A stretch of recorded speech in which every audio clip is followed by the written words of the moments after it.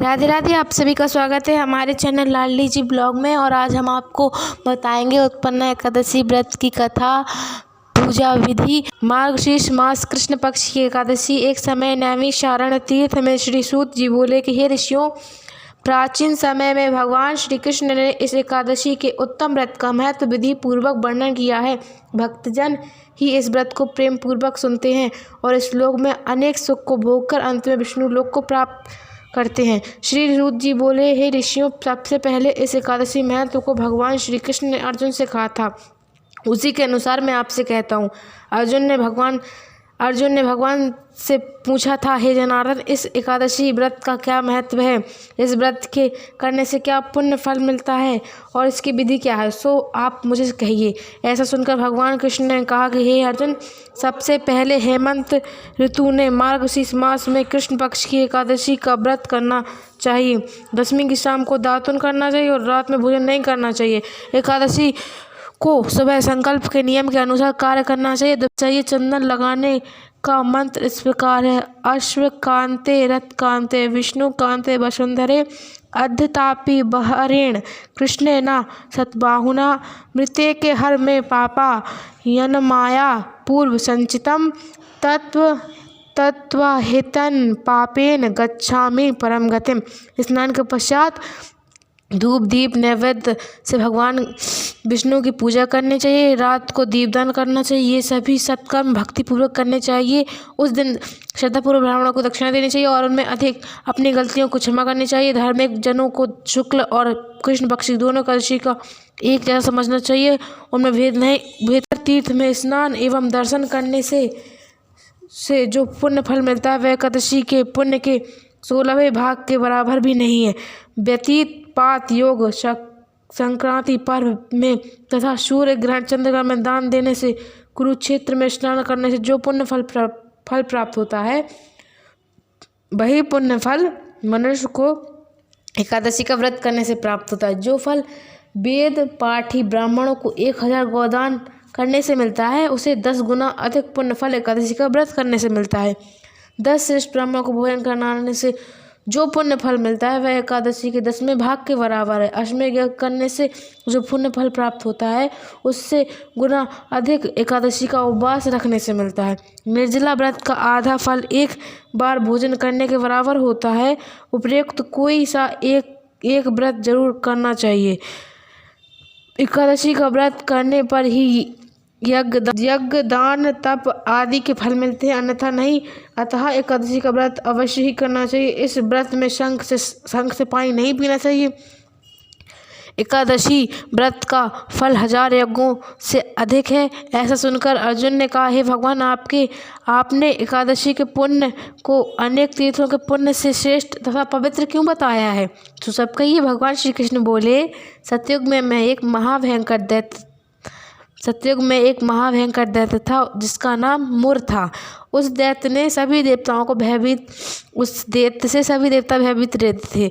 दैत्य इंद्र आदि देवताओं को जीतकर उनके स्थान से गिरा दिया करता था तथा देवेंद्र ने महादेव से प्रार्थना की कि हे शिव शंकर, हम सब देवता इस समय मुर नामक दैत्य के अत्याचारों से दुखित हो रहे हैं। मृत्यु लोक में आप अपना जीवन व्यतीत कर रहे हैं। कृपा करके आप हमें इस दुख से छुटकारा पाने का उपाय बताइए। भगवान शंकर बोले कि हे देवेंद्र, आप भगवान विष्णु के पास जाइए।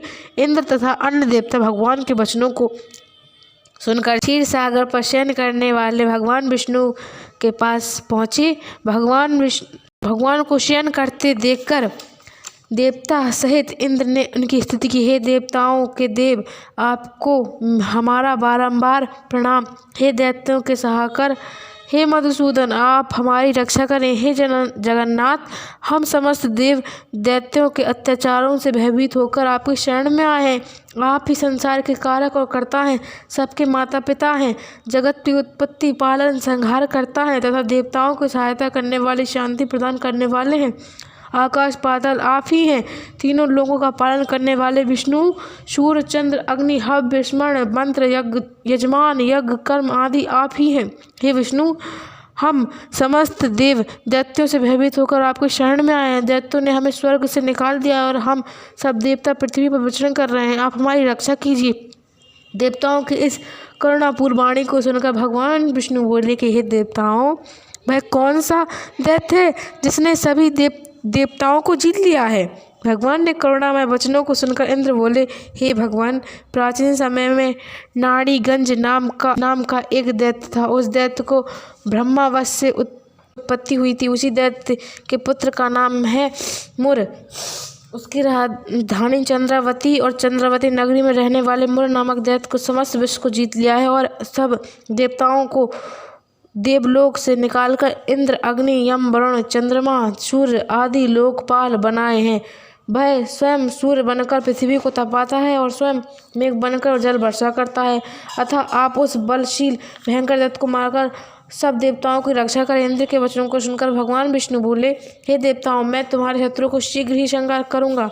अब आप उस चंद्रावती नगरी को जाइए। इस प्रकार भगवान विष्णु देवताओं के साथ चल दिए। उस समय दैत्यपति मुर अनेकों दैत्यों के साथ युद्ध भूमि में गरज रहा था। युद्ध प्रारंभ होने पर असंख्य दानव अनेकों अस्त्र को धारण करके देवताओं के सामने युद्ध करने लगे, परंतु देव दैत्यों के समक्ष एक क्षण भी न ठहरे। तब भगवान विष्णु ने भी युद्ध भूमि में स्वयं आ गए। जब दैत्यों ने भगवान विष्णु को युद्ध में देखा तो उन पर भयानक अस्त्रों से प्रहार करने लगे। भगवान विष्णु भी चक्र और गदा से अनेक शस्त्रों से नष्ट करने लगे। इस युद्ध में अनेक दानव सदा के लिए सो गए, परंतु दैत्यों का राजा मुर भगवान के साथ निश्चित भाव से युद्ध करता रहा। भगवान विष्णु मुर को मारने के लिए जिन जिन शस्त्रों का प्रयोग करे वे सब उसके तेज से नष्ट होकर उस पर पुष्प के समान गिरने लगते और अनेक अस्त्रों का प्रयोग करने पर भी भगवान उसके ना जीत सके। तब वह आपस में मल्ल युद्ध करने लगे।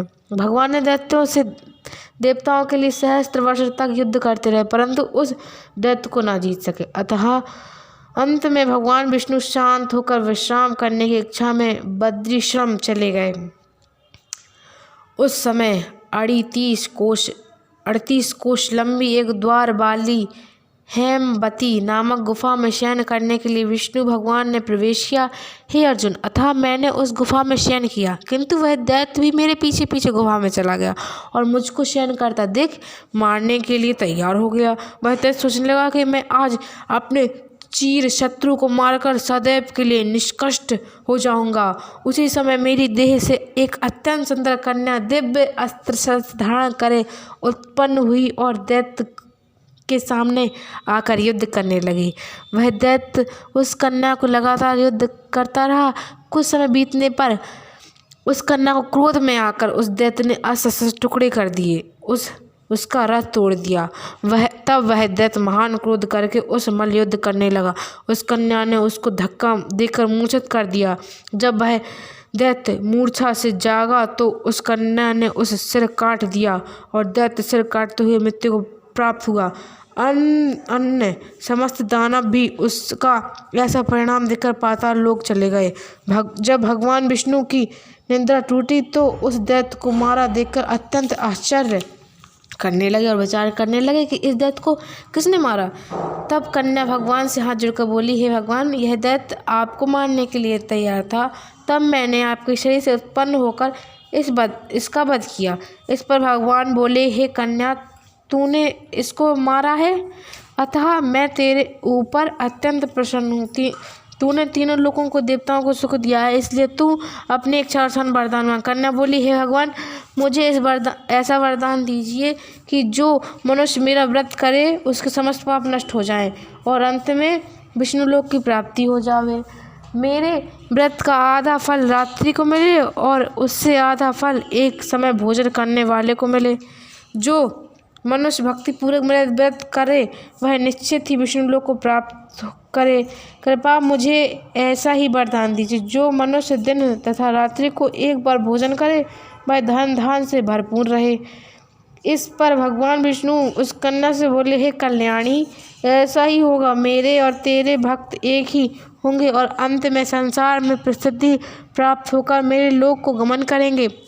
ये कन्या, तू एकादशी तिथि को पैदा हुई है, इसलिए तेरा नाम भी एकादशी हुआ। के समस्त पाप नष्ट हो जाएंगे, अंत में मुक्ति को प्राप्त होगा। तुम मेरे लिए अब तीज, 8, 9 और 14 से भी अधिक प्रिय है। तेरे व्रत का फल सब तीर्थों के फल से महान होगा, यह मेरा कथन है। ऐसे स्थान पर अंतर ध्यान हो गए। एकादशी भगवान के उत्तम वचनों को सुनकर अत्यंत प्रसन्न हुई। श्री भगवान बोले, हे अर्जुन, सब तीर्थ दानों फलों से एकादशी का फल सर्वश्रेष्ठ है। मैं एकादशी व्रत करने वाले मनुष्य को शत्रु तथा विघ्नों को स्वयं नष्ट कर देता हूँ और उन्हें मोक्ष दिलाता हूँ।